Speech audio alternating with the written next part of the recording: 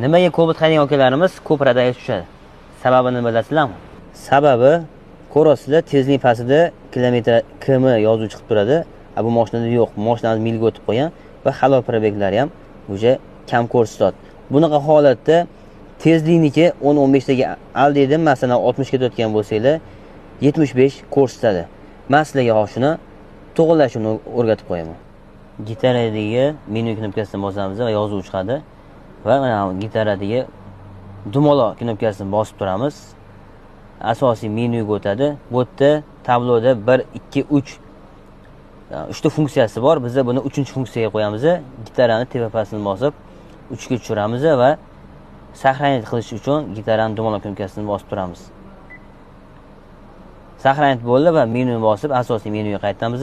Mashinamiz o'sha halol probega joyiga keldi va kilometr yozuvi paydo bo'ldi. Shunaqa foydali videolarni o'tib o'rmaslik uchun kanalga obuna bo'lib qo'yamiz. Kommentariyada o'zimizning fikrimizni qoldiramiz. Bu videoni Cobalt haydayotgan yaqinlarimizga jo'natamiz.